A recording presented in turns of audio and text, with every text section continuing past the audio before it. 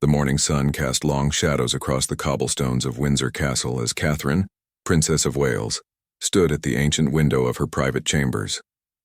Her reflection stared back at her, but she barely recognized the woman looking through the glass. Dark circles rimmed her eyes, and her usually perfect composure showed cracks that no amount of royal training could hide. 3 weeks had passed since the diagnosis that changed everything. The words still echoed in her mind like a cruel whisper. Advanced stage, aggressive treatment required, immediate action necessary. The doctors had been gentle but clear. The treatment would be extensive, uncertain, and would require her to step away from royal duties for an indefinite period.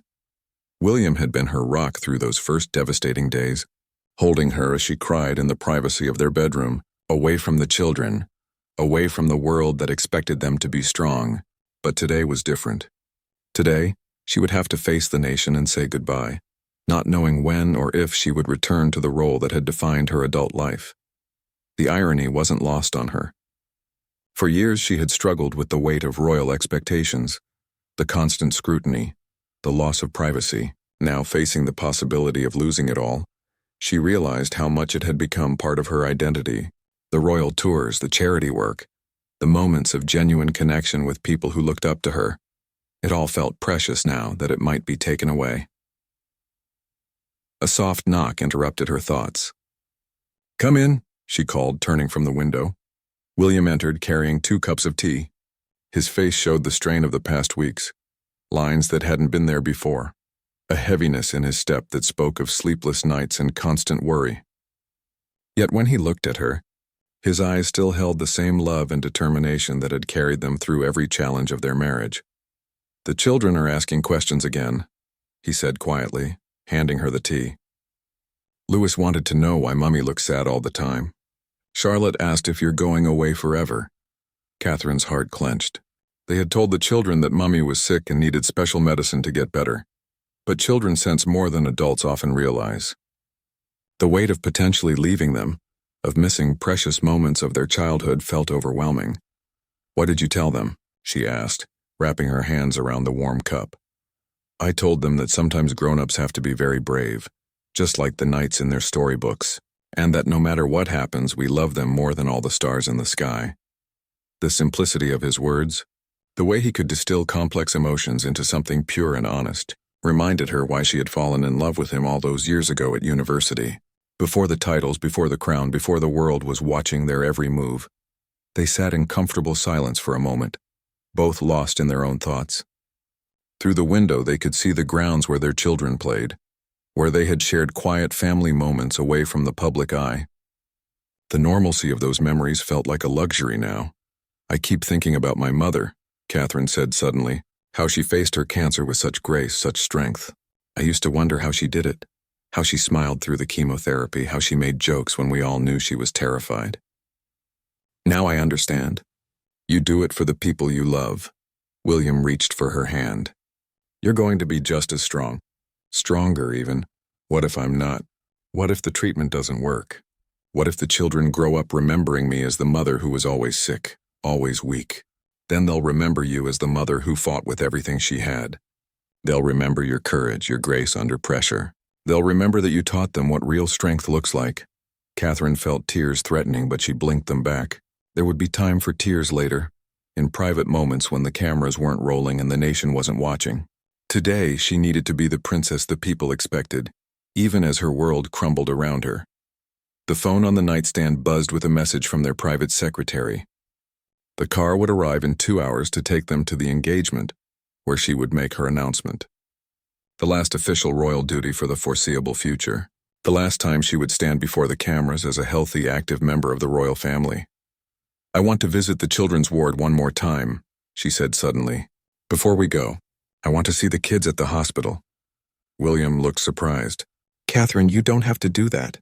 Today is already going to be difficult enough. I need to. Those children are fighting battles that make mine look small. If I'm going to ask for prayers and support, I want to give them mine first." It was so typically Catherine, thinking of others even in her darkest moment. William had watched her do this countless times over the years, putting duty and compassion above her own comfort. It was one of the qualities that made her such a beloved royal. and one of the reasons this announcement would hit the nation so hard. As they prepared to leave their private sanctuary and face the world, Catherine took one last look around the room.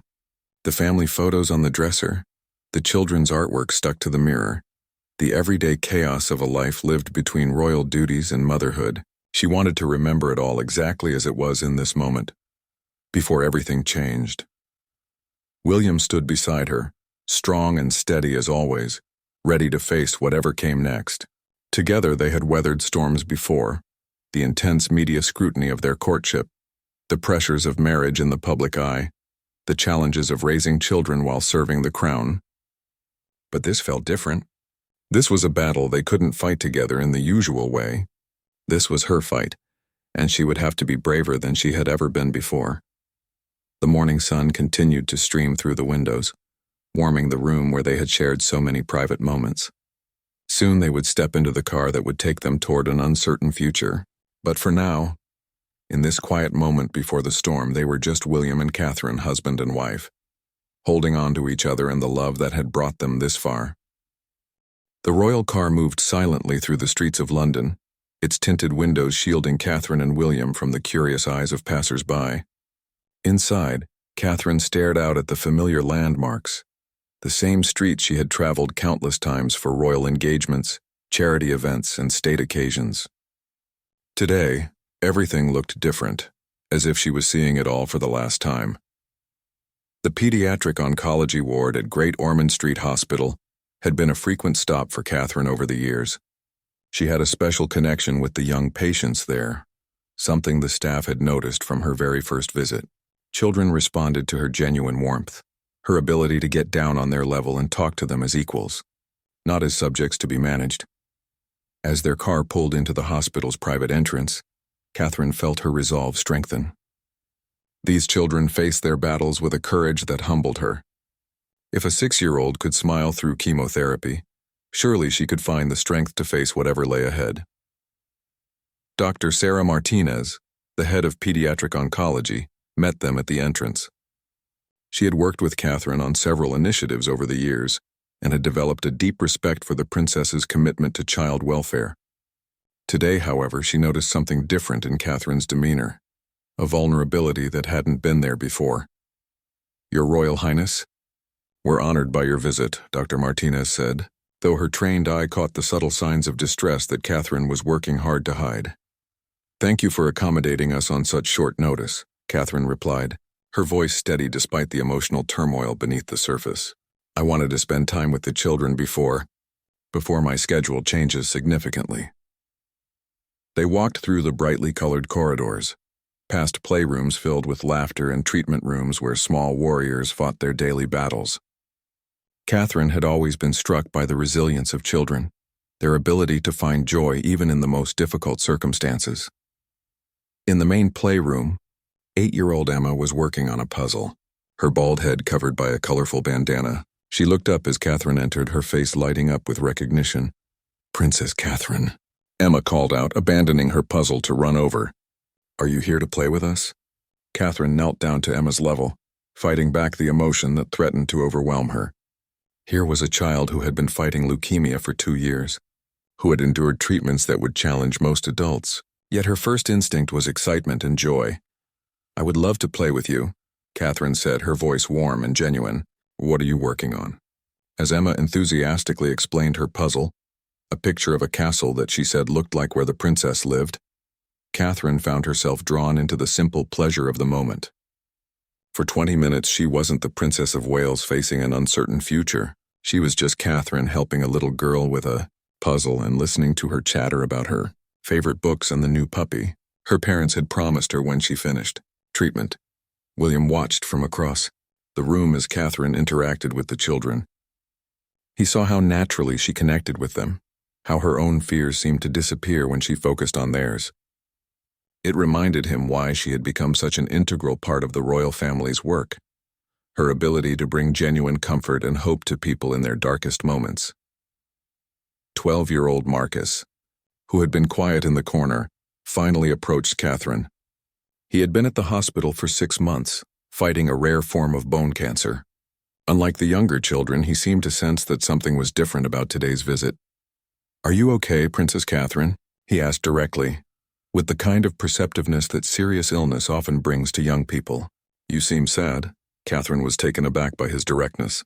She had perfected the art of royal composure over the years, but this boy's simple question cut through all her defenses.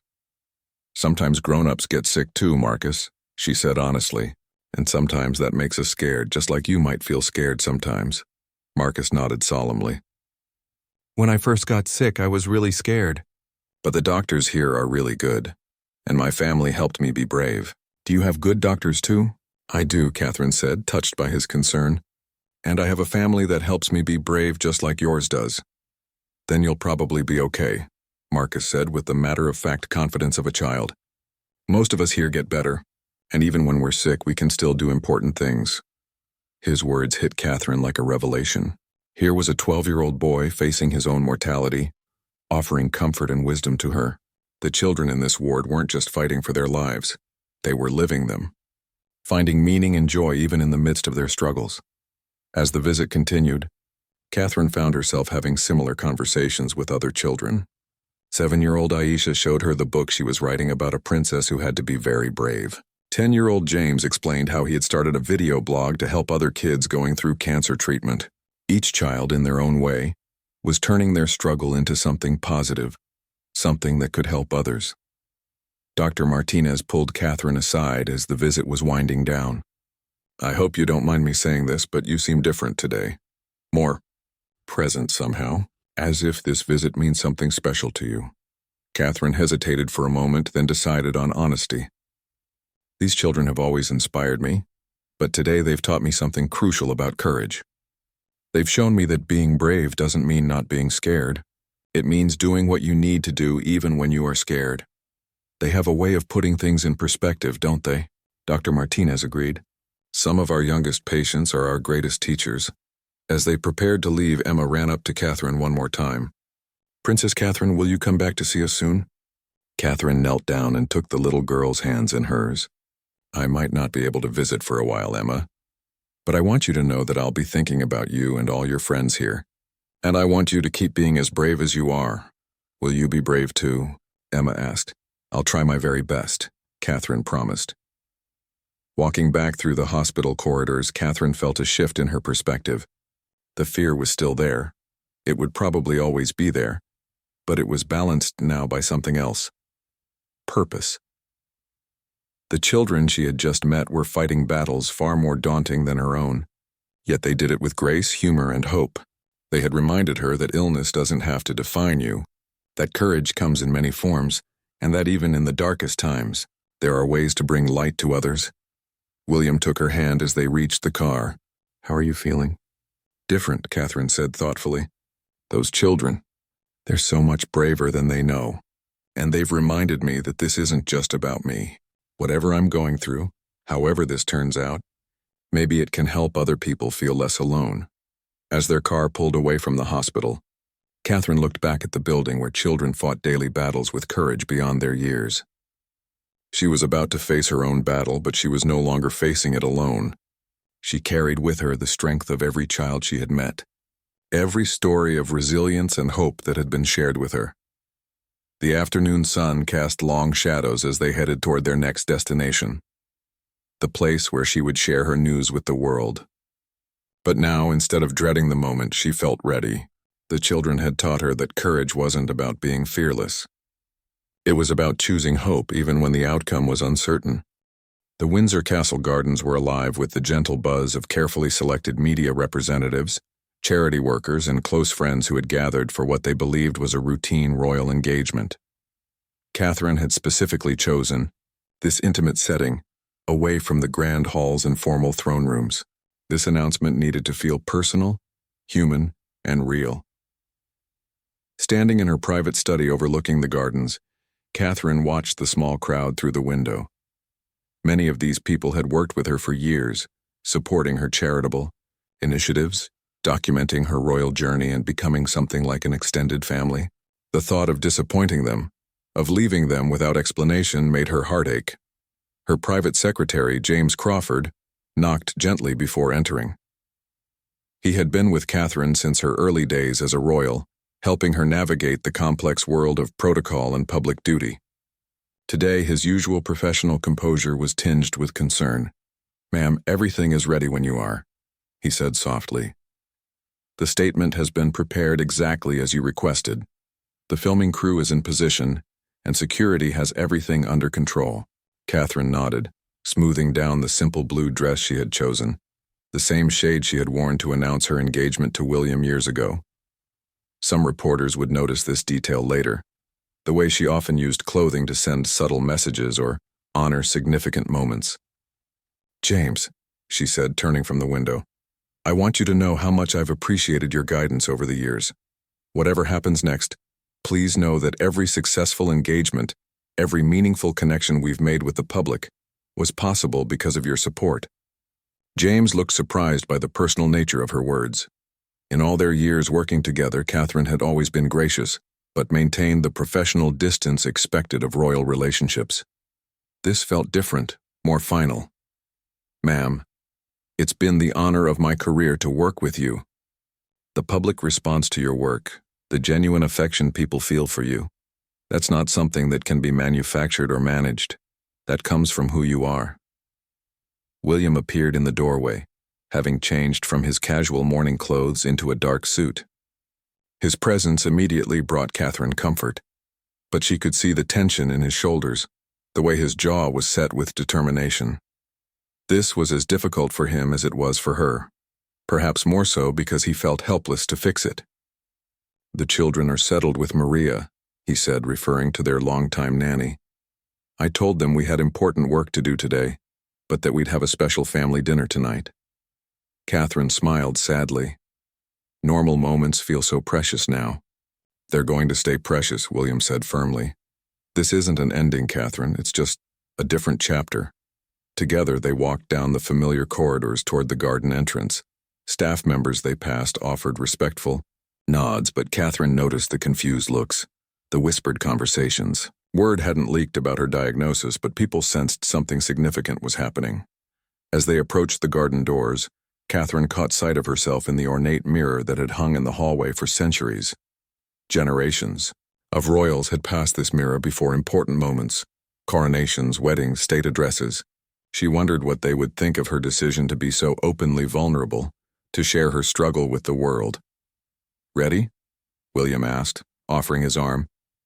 "No," Catherine said honestly, "but let's do it anyway." The garden was perfect in the late afternoon light. Catherine had always loved this particular spot, where wild roses climbed ancient stone walls and where she often brought the children to play. The setting was intentionally informal, designed to make the difficult conversation feel more like sharing news with friends than delivering a royal proclamation. As they appeared, conversations quieted and cameras turned their way.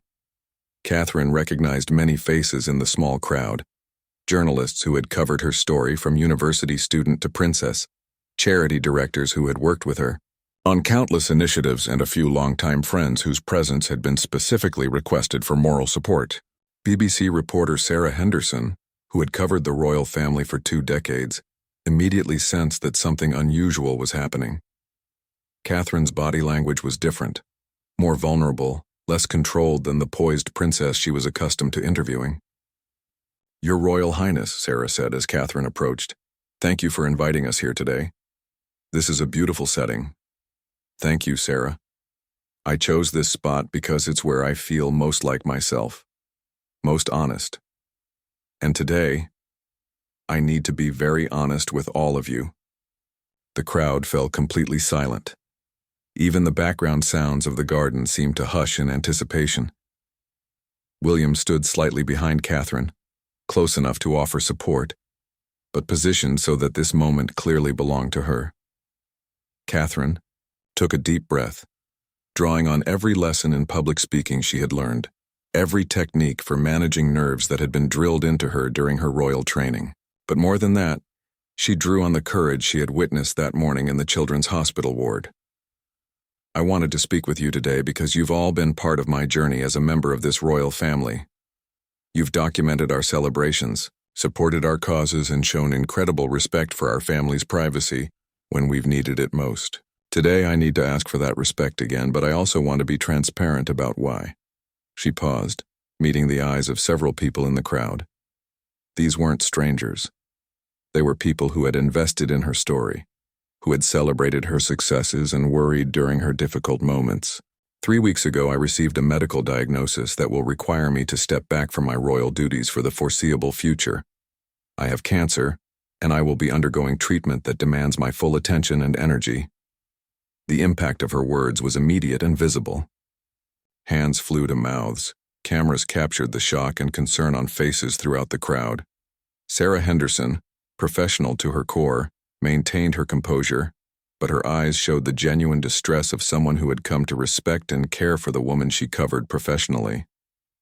I want to be clear, Catherine continued, her voice growing stronger with each word. This is not goodbye. This is not me giving up or stepping away permanently. This is me choosing to fight, to focus on getting well, and to return to the work I love when I'm able to do it justice. William stepped slightly closer, and Catherine could feel his support like a physical force. The crowd remained perfectly still, hanging on every word. I've learned something important in these past weeks, Catherine said, thinking of Marcus and Emma and all the children she had met that morning. Being brave doesn't mean pretending you're not afraid. It means doing what you need to do even when you are afraid. Today I'm choosing to be brave by being honest with you, by asking for your support and prayers, and by trusting that when I'm ready to return, you'll welcome me back. The silence that followed was profound. Then, unexpectedly, someone in the crowd began to clap, a slow, respectful applause that was quickly taken up by others. It wasn't the polite applause of a formal royal engagement. It was the kind of clapping that said, "We hear you, we support you, we're with you." Sarah Henderson stepped forward, her professional mask slipping slightly to reveal genuine emotion.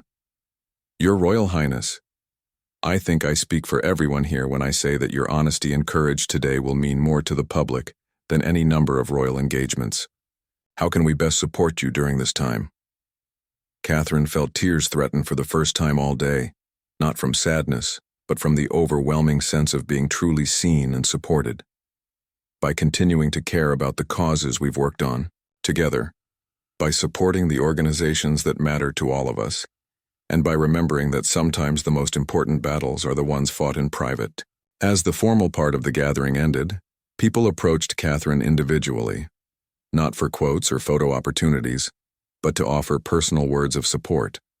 The charity director, whose organization Catherine had championed for years, promised to keep their programs running smoothly.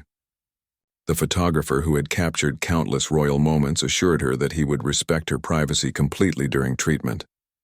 Standing in the garden as the sun began to set, surrounded by people who had become more than professional associates, Catherine felt something she hadn't expected. Peace. The hardest part was over. The secret was shared.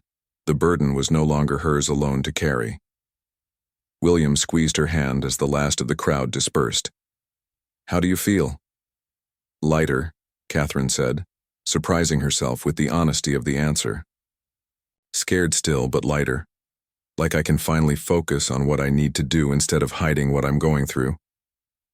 As they walked back toward the castle, Catherine knew that by tomorrow morning, her words would be heard around the world. There would be speculation, analysis, and endless commentary.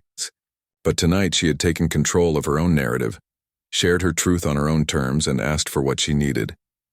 The children would be waiting for their special family dinner, and for the first time in weeks, Catherine felt ready to be fully present with them, not as the Princess of Wales managing a crisis, but as their mother, beginning a new chapter with courage and hope. The news broke across the world like a thunderclap. Within hours of Catherine's announcement, every major news outlet had picked up the story. Social media exploded with expressions of shock, support, and love from people who had never met the Princess of Wales but felt as though they had lost a member of their own family. In living rooms across Britain, families gathered around television sets watching the footage of Catherine's brave announcement over and over again. The image of her standing in the Windsor Gardens, vulnerable yet strong, speaking directly from her heart, became instantly iconic. This wasn't the carefully managed communication of royal protocol. This was raw, human truth. Margaret Thompson, a 67-year-old retired teacher from Manchester, sat in her small flat watching the news with tears streaming down her face. She had followed Catherine's story from the beginning, from the shy university student who caught Prince William's eye to the confident princess who had won the nation's heart.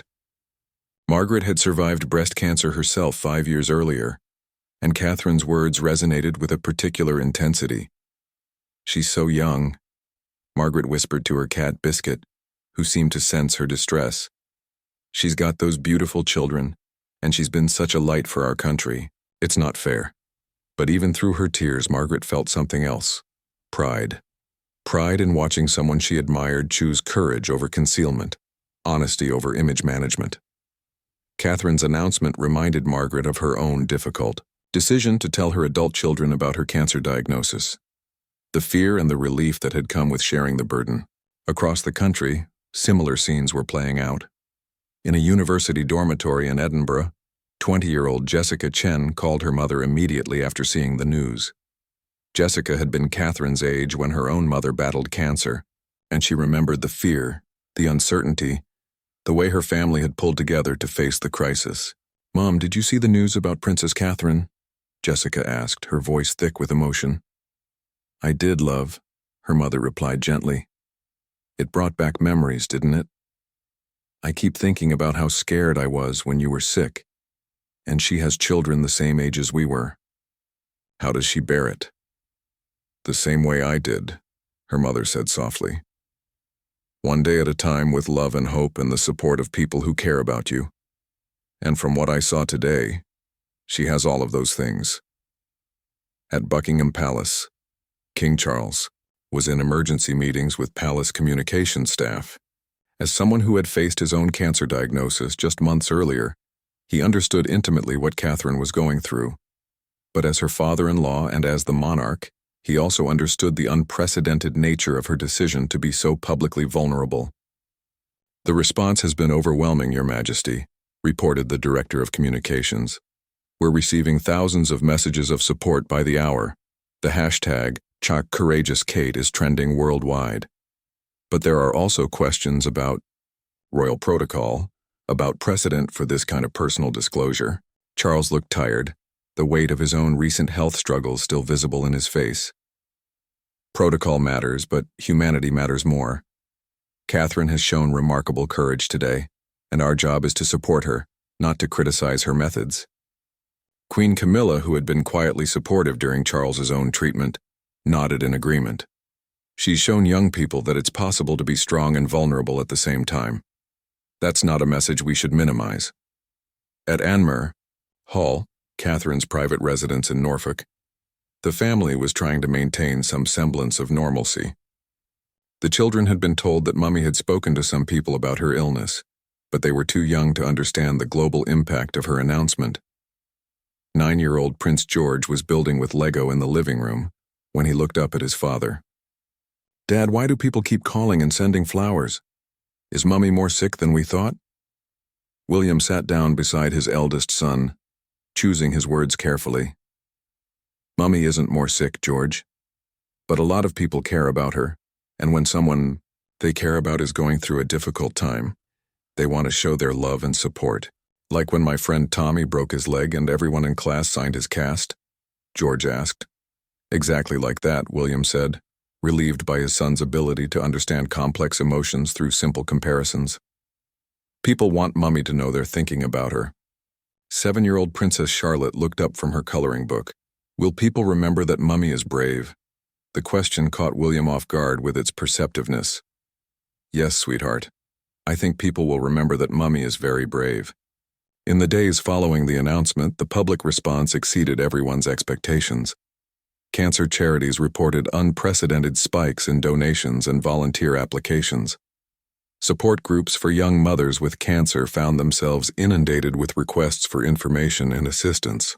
Catherine's openness had given permission for others to share their own struggles. Dr. Rebecca Walsh, a therapist specializing in family counseling during medical crises, found her phone ringing constantly. "I've never seen anything like it," she told her colleague. Catherine's announcement has opened floodgates. People who have been struggling in silence are suddenly reaching out for help, finding the courage to talk about their fears. The international response was equally powerful. From Canada to Australia, from Japan to Sweden, people who had followed Catherine's royal journey felt personally invested in her recovery. Flowers, cards, and gifts began arriving at all the royal residences in such quantities that additional staff had to be brought in just to manage the volume.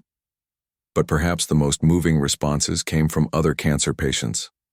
Social media filled, with posts from people sharing their own stories, using Catherine's courage as inspiration to speak openly about their battles. The hashtag, "You're not alone in this fight," began trending alongside "Dechar and Courageous Kate," creating a global community of support and shared experience. Emma Matthews, a 34-year-old mother of two from Sydney, posted a video message that quickly went viral. "Princess, Catherine, if you ever see this, I want you to know that your honesty today gave me the courage to tell my children about my diagnosis. I've been hiding it for weeks, terrified of scaring them. But watching you speak so bravely about your fear and hope made me realize that children can handle truth better than they can handle secrets. Thank you for showing me how to be brave." Within 48 hours of Catherine's announcement, the video had been viewed over 2 million times and shared by tens of thousands of people who recognized the power of Catherine's example. At the hospital where Catherine had visited just before her announcement, Dr. Sarah Martinez was fielding calls from media outlets wanting to understand the princess's connection to pediatric cancer care. While she couldn't discuss specifics about any private visits, she could speak to the broader impact of Catherine's work. "What people don't always see," Dr. Martinez told a BBC interviewer, "is that Princess Catherine doesn't just visit hospitals for photo opportunities. She forms real connections with patients and families. She remembers names, follows up on cases, and genuinely cares about outcomes." Her announcement today wasn't just brave, and it was consistent with who she's always been in private moments. Young Marcus, the 12-year-old patient who had spoken so directly to Catherine during her visit, watched the news coverage with his parents. "I knew something was different about her yesterday," he told his mother. "She seemed scared, but she was trying to be brave, just like us." His mother, Lisa, felt a surge of pride mixed with sadness. "She came to see you children on the day before she told the world about her illness. That tells you everything you need to know about her priorities." As the first week after the announcement drew to a close, it became clear that Catherine's decision to speak honestly about her diagnosis had created something unprecedented, not just sympathy or support, but a global conversation about courage, vulnerability, and the strength it takes to face uncertainty with grace. Letters arrived from cancer survivors sharing their stories, from children offering to send their favorite toys for comfort, from fellow mothers expressing solidarity and support. Each message was read, cataloged, and when possible, acknowledged by Catherine's staff. But the most meaningful response came from ordinary people who found the courage to have difficult conversations with their own families, to seek help for problems they had been hiding, or to offer support to others facing similar challenges. Catherine's announcement had done more than inform the public about her health situation. It had given permission for vulnerability, created space for authentic conversation about fear and hope, and reminded everyone that even princesses are human beings facing very human struggles.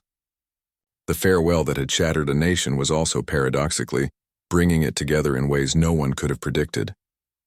The chemotherapy ward at the London clinic was unlike anything Catherine had ever experienced. Despite all her visits to hospitals over the years, despite her work with cancer charities and her genuine connections with patients, nothing had prepared her for the reality of being on the other side of the equation. The morning of her first treatment, she sat in the passenger seat of William's car, watching the city pass by through tinted windows. They had chosen the London clinic for its reputation and discretion, but also because Dr. Amanda Foster, her oncologist, had a way of explaining complex medical situations with honesty and compassion. "Remember what Dr. Foster said?" William said, glancing at her as they navigated London traffic. "The first treatment is often the hardest because of the unknown. After today, you'll know what to expect." Catherine nodded, but her hands were trembling slightly. She had spent weeks preparing for this moment, reading everything she could about her treatment protocol, speaking with other patients, even visiting with some of the cancer survivors she had met through her charity work. But intellectual preparation was different from emotional readiness. The clinic's private entrance allowed them to enter without the media attention that followed most of their public appearances. Even so, Catherine pulled her hat lower and kept her head down. The last thing she wanted was photographs of her entering cancer treatment to become front-page news. Dr. Foster met them personally, a gesture that spoke to both Catherine's status and the doctor's genuine care for all her patients. She was a woman in her 50s with kind eyes and steady hands, someone who had guided hundreds of patients through similar journeys. "How are you feeling today, Catherine?" Dr. Foster asked, using the informal address they had agreed upon. In this setting, titles felt unnecessary and somehow wrong. "Terrified," Catherine admitted, appreciating the doctor's directness. "But ready to begin." The treatment room was smaller than she had expected, designed more like a comfortable living room than a medical facility. Recliners were arranged to give each patient privacy while still allowing for staff supervision. Other patients were already receiving their treatments: an elderly gentleman reading a newspaper, a woman about Catherine's age knitting while IV fluids dripped into her arm. Catherine was introduced to her nurse, Janet, a woman with 20 years of oncology experience and a warm smile that immediately put nervous patients at ease. "I'll be with you through every treatment," Janet explained as she prepared Catherine's IV. "Never hesitate to tell me if you're uncomfortable, nauseous, or just need to talk." As the IV needle slid into her arm, Catherine felt a moment of surreal disconnection. 3 months ago, she had been christening ships and opening hospital wings. Now she was a patient herself, receiving the same treatments she had watched others endure with such admiration. William sat in the chair beside her, holding her free hand. They had debated whether he should stay for the first treatment, but Catherine needed his presence. His thumb traced gentle circles on her palm, a small gesture that anchored her to something normal and loving in this strange new world. "The first drug will take about 30 minutes, Janet explained as she adjusted the IV drip. "Some patients feel a metallic taste, others feel nothing at all. Remember, everyone responds differently." As the chemotherapy began flowing into her veins, Catherine closed her eyes and tried to focus on positive images: her children's laughter, family holidays, the garden at Anmer Hall where she planned to spend her recovery time. But her mind kept drifting to the children she had met in cancer wards, their remarkable resilience and acceptance of treatments that would challenge most adults. "I keep thinking about Emma," she said quietly to William, referring to the 8-year-old they had met at Great Ormond Street. "She faces this every few weeks and she still smiles." "Children are extraordinary," William agreed. "But so are you. Look at how many people you've inspired just by being honest about your fear." About 20 minutes into the treatment, Catherine began to feel slightly nauseous. Janet was immediately at her side with anti-nausea medication and a cool cloth for her forehead. "This is completely normal," she reassured Catherine. "The medications we give you should help significantly." Across the room, the woman who had been knitting looked up. She was about Catherine's age with a colorful scarf wrapped around her head. "First treatment?" she asked gently. Catherine nodded, surprised by the woman's directness. "I'm Sarah," the woman said. "This is my 4th round. I promise it gets easier, not because the treatment changes, but because you get stronger." "Catherine," she replied, grateful that Sarah seemed not to recognize her, or if she did, chose not to make an issue of it. "The hardest part for me was losing control," Sarah continued, her knitting needles moving rhythmically. "I was used to managing everything: my family, my job, my life. Cancer takes that control away. But there's something liberating about just focusing on getting well." Her words resonated deeply with Catherine. Control had always been important to her, especially after joining the royal family where so much of her life was scrutinized and managed. The idea that she might find liberation in letting go of that control was both terrifying and intriguing. As the treatment progressed, Catherine found herself in quiet conversation with other patients. The elderly gentleman, Harold, had been battling prostate cancer for 2 years and spoke with humor about the way illness had clarified his priorities. You stop worrying about the little things, he said with a chuckle. Traffic jams, social obligations, what other people think. None of it matters when you're fighting for your life. A younger man named David, probably in his 30s, was receiving treatment for lymphoma. He talked about how cancer had actually improved his relationship with his teenage daughter. We used to fight about everything, he said. Now we talk about what really matters. She tells me about her dreams, her fears, her hopes. I wish it hadn't taken cancer to get us there, but I'm grateful for the connection. These conversations, Catherine realized, were unlike any she had experienced in her royal role. There was no protocol, no careful management of topics, no awareness of hierarchy or status. Cancer was the great equalizer, reducing everyone to their most essential selves. When her first treatment was complete, Catherine felt exhausted but also strangely empowered. She had faced one of her greatest fears and survived it. The physical effects would come later, the fatigue, the nausea, eventually the hair loss, but the psychological hurdle had been crossed. Dr. Foster checked in as Janet removed the IV. "How do you feel?" "Different," Catherine said honestly. "Like I've crossed some kind of threshold." "That's exactly right," Dr. Foster agreed.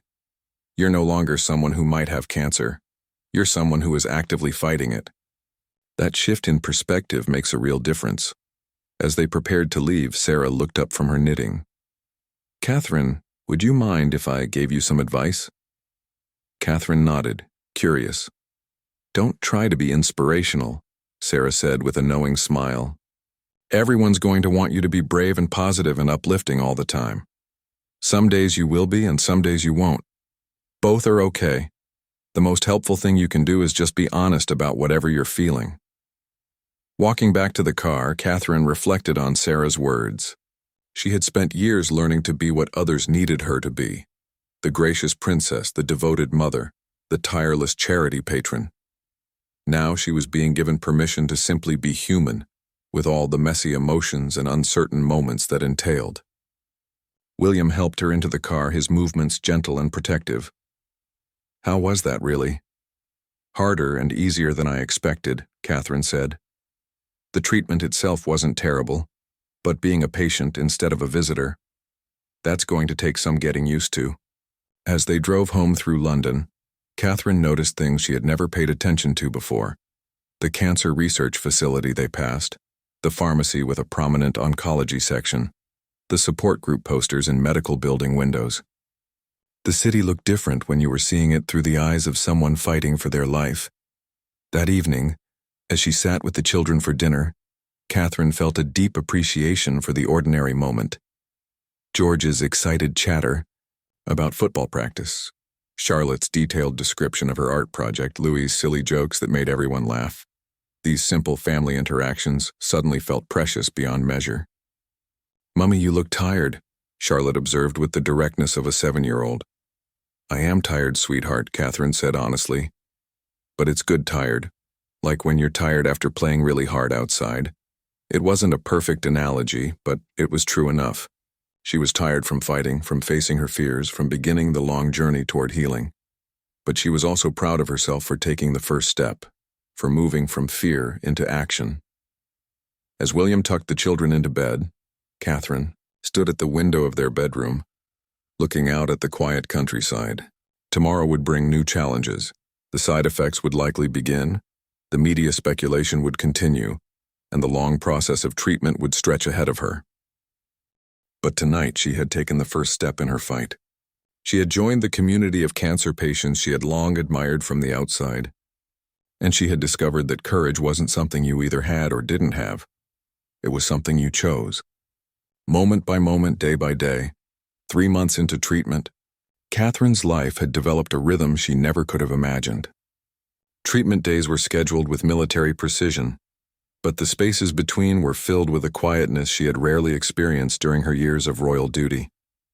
For the first time since her university days, her calendar wasn't packed with engagements. Her evenings weren't spent reviewing briefing papers, and her mornings didn't begin with wardrobe consultations. The hair loss had begun during her second round of chemotherapy. Catherine had prepared for this inevitability. even visiting a specialist in London who created custom wigs for cancer patients. But when clumps of her famous chestnut hair began appearing on her pillow, the reality hit harder than expected. "It's just hair," she told herself, standing in front of the bathroom mirror as William gently helped her remove the loose strands. It will grow back, but it wasn't just hair, and they both knew it. Her hair had been part of her identity, something the media had focused on for years, something that had made her feel feminine and confident during public appearances. Losing it felt like losing a piece of herself. William was endlessly patient, helping her adjust her various wigs and headscarves, but Catherine eventually made a decision that surprised everyone, including herself. She chose to be bald at home with her family, wearing only soft cotton caps or colorful scarves that the children helped her choose each morning. "You look beautiful, Mummy," Charlotte said one morning, adjusting a bright purple scarf around Catherine's head, "like a queen from one of my books." George, now 10 and increasingly aware of his mother's situation, had initially been shocked by her appearance. But children adapt remarkably quickly, and soon he was matter-of-factly helping her choose head coverings that matched her outfits. 5-year-old Louis, true to his spirited nature, declared that bald heads were cool and asked if he could shave his head to match his mother's. William gently redirected this enthusiasm, but Catherine was touched by her youngest son's instinctive desire to show solidarity. The physical effects of treatment were challenging, but manageable.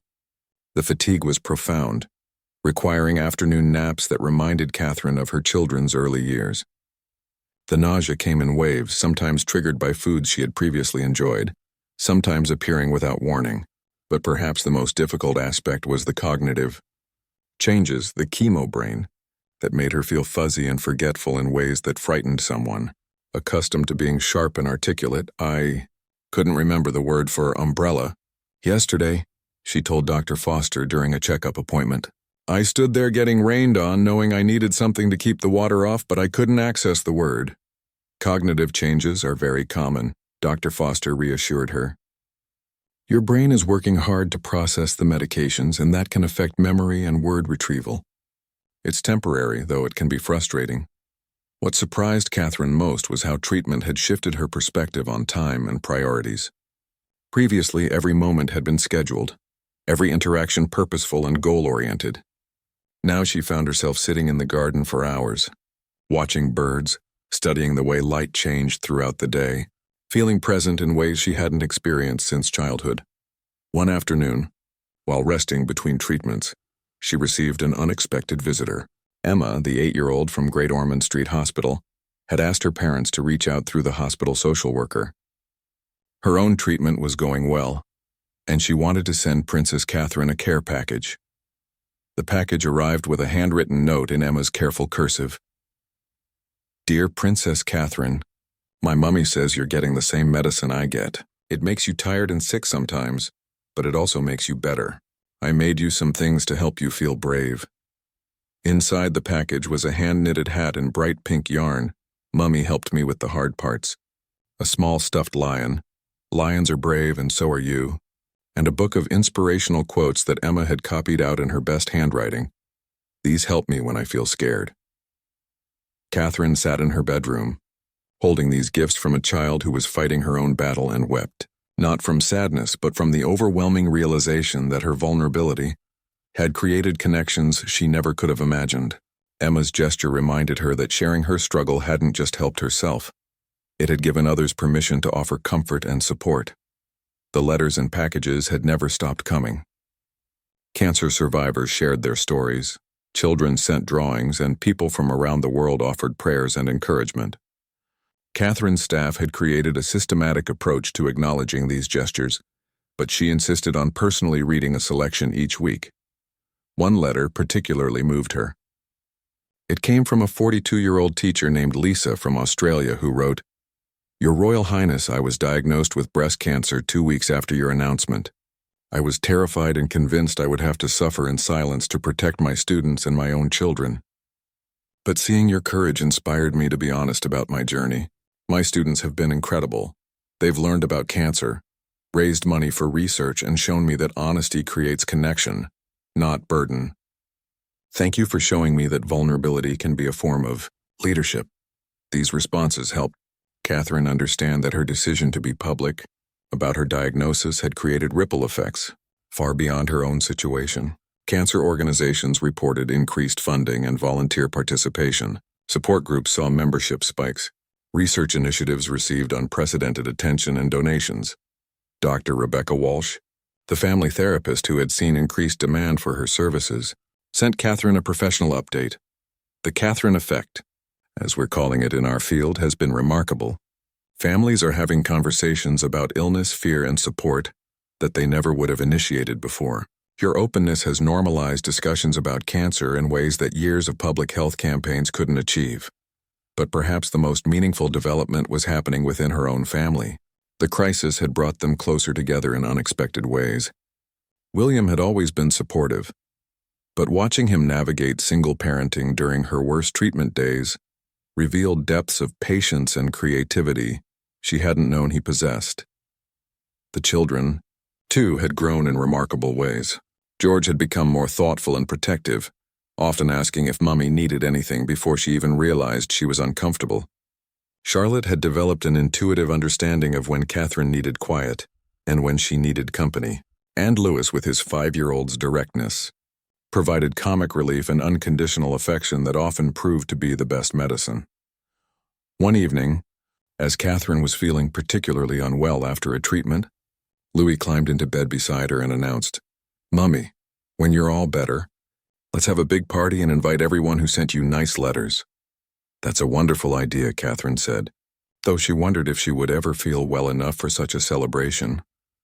"And we can wear matching hats," Louis continued, snuggling closer. "Pretty ones that you like." "Matching hats sound perfect," Catherine agreed, kissing the top of his head. As summer progressed, Catherine found herself marking time differently. Instead of royal engagements and state occasions, her calendar was marked by treatment cycles, blood count results, and gradual improvements in her energy levels. Instead of public milestones, she celebrated private victories. A day without nausea, an afternoon of sustained energy, a conversation where she didn't struggle for words. Dr. Foster had explained that treatment response was highly individual, but Catherine's scans were showing encouraging results. The tumors were shrinking, her blood markers were improving, and her body was tolerating the medications better than expected. "I'm cautiously optimistic," Dr. Foster told Catherine and William during a recent appointment. "Your response has been excellent, and if we continue to see these results, we'll be able to start discussing timelines for completing treatment." The possibility of an end to treatment felt both thrilling and terrifying. Catherine had grown accustomed to the protected bubble of her illness, the permission it gave her to focus solely on healing. The thought of returning to public life, of resuming the demanding schedule of royal duties, felt overwhelming.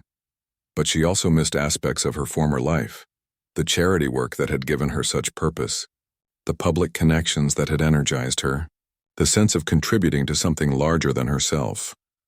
"I don't know if I want to go back to exactly the life I had before," she confided to William one evening as they walked in their garden. "This experience has changed me. My priorities feel different now." "Then we'll create a different life," William said simply, "one that honors both who you were and who you're becoming." But tonight she had taken the first step in her fight. She had joined the community of cancer patients she had long admired from the outside, and she had discovered that courage wasn't something you either had or didn't have. It was something you chose. Moment by moment, day by day, 3 months into treatment, Catherine's life had developed a rhythm she never could have imagined. Treatment days were scheduled with military precision, but the spaces between were filled with a quietness she had rarely experienced during her years of royal duty. For the first time since her university days, her calendar wasn't packed with engagements. Her evenings weren't spent reviewing briefing papers, and her mornings didn't begin with wardrobe consultations. The hair loss had begun during her second round of chemotherapy. Catherine had prepared for this inevitability, even visiting a specialist in London who created custom wigs for cancer patients. But when clumps of her famous chestnut hair began appearing on her pillow, the reality hit harder than expected. "It's just hair," she told herself, standing in front of the bathroom mirror as William gently helped her remove the loose strands. It will grow back, but it wasn't just hair, and they both knew it. Her hair had been part of her identity, something the media had focused on for years, something that had made her feel feminine and confident during public appearances. Losing it felt like losing a piece of herself. William was endlessly patient, helping her adjust her various wigs and headscarves, but Catherine eventually made a decision that surprised everyone, including herself. She chose to be bald at home with her family, wearing only soft cotton caps or colorful scarves that the children helped her choose each morning. "You look beautiful, Mummy," Charlotte said one morning, adjusting a bright purple scarf around Catherine's head, "like a queen from one of my books." George, now 10 and increasingly aware of his mother's situation, had initially been shocked by her appearance. But children adapt remarkably quickly, and soon he was matter-of-factly helping her choose head coverings that matched her outfits. 5-year-old Louis, true to his spirited nature, declared that bald heads were cool and asked if he could shave his head to match his mother's. William gently redirected this enthusiasm, but Catherine was touched by her youngest son's instinctive desire to show solidarity. The physical effects of treatment were challenging, but manageable. The fatigue was profound, requiring afternoon naps that reminded Catherine of her children's early years.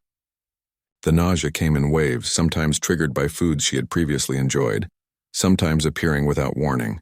But perhaps the most difficult aspect was the cognitive changes, the chemo brain, that made her feel fuzzy and forgetful in ways that frightened someone. Accustomed to being sharp and articulate, I couldn't remember the word for umbrella. "Yesterday," she told Dr. Foster during a checkup appointment, "I stood there getting rained on, knowing I needed something to keep the water off, but I couldn't access the word." Cognitive changes are very common, Dr. Foster reassured her. "Your brain is working hard to process the medications, and that can affect memory and word retrieval. It's temporary, though it can be frustrating." What surprised Catherine most was how treatment had shifted her perspective on time and priorities. Previously, every moment had been scheduled, every interaction purposeful and goal-oriented. Now she found herself sitting in the garden for hours, watching birds, studying the way light changed throughout the day, feeling present in ways she hadn't experienced since childhood. One afternoon, while resting between treatments, she received an unexpected visitor. Emma, the 8-year-old from Great Ormond Street Hospital, had asked her parents to reach out through the hospital social worker. Her own treatment was going well, and she wanted to send Princess Catherine a care package. The package arrived with a handwritten note in Emma's careful cursive. "Dear Princess Catherine, my mummy says you're getting the same medicine I get. It makes you tired and sick sometimes, but it also makes you better. I made you some things to help you feel brave." Inside the package was a hand-knitted hat in bright pink yarn. "Mummy helped me with the hard parts." A small stuffed lion. "Lions are brave and so are you." And a book of inspirational quotes that Emma had copied out in her best handwriting. "These help me when I feel scared." Catherine sat in her bedroom, holding these gifts from a child who was fighting her own battle, and wept, not from sadness but from the overwhelming realization that her vulnerability had created connections she never could have imagined. Emma's gesture reminded her that sharing her struggle hadn't just helped herself. It had given others permission to offer comfort and support. The letters and packages had never stopped coming. Cancer survivors shared their stories, children sent drawings, and people from around the world offered prayers and encouragement. Catherine's staff had created a systematic approach to acknowledging these gestures, but she insisted on personally reading a selection each week. One letter particularly moved her.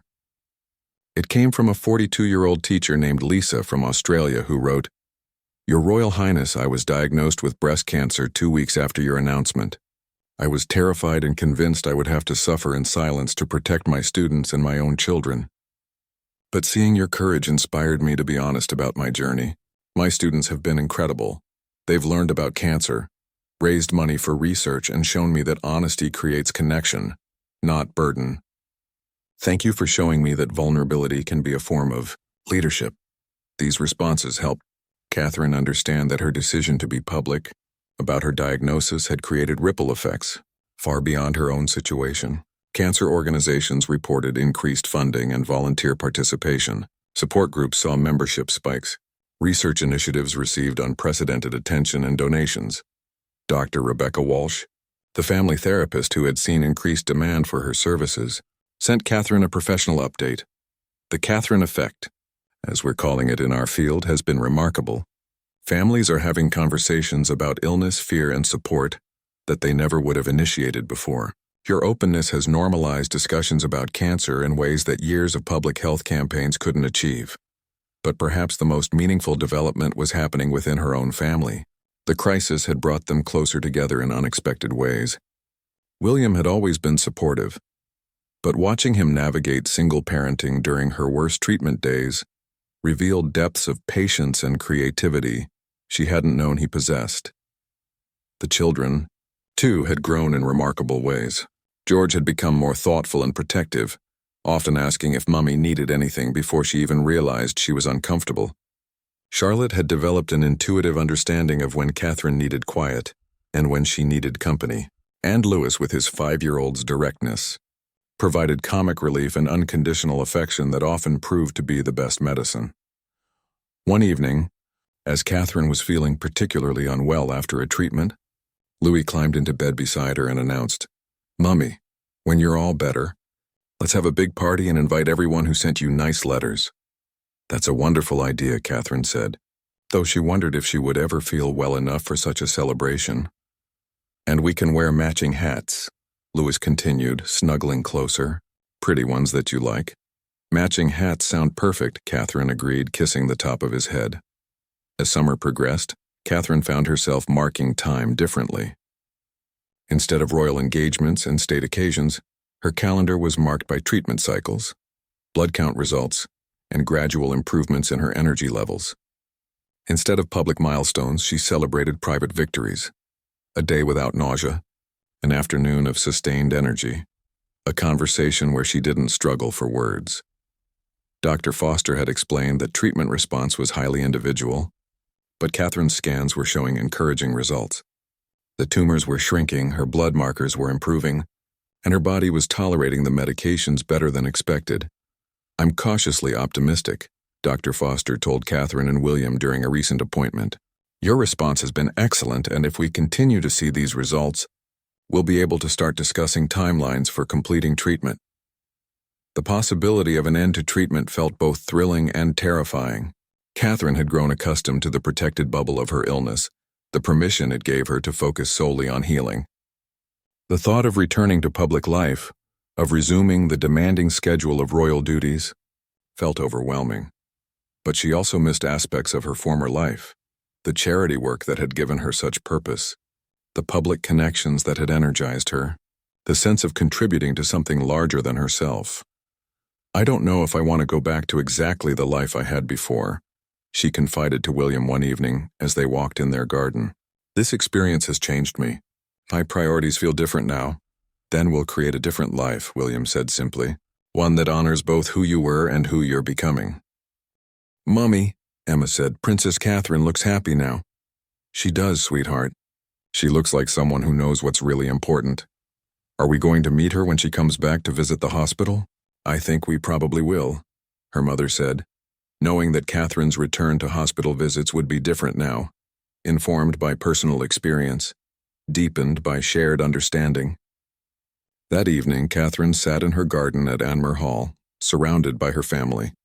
The children were playing while William prepared dinner, and for the first time in almost a year, the future felt bright and clear.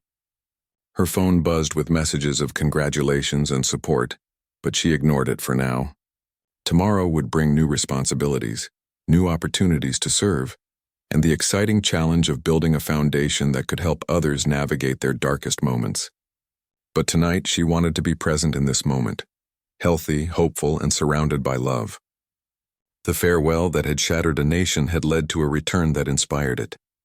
Catherine had learned that sometimes the most powerful thing a public figure could do was share their private struggles, and in doing so, give others permission to be human.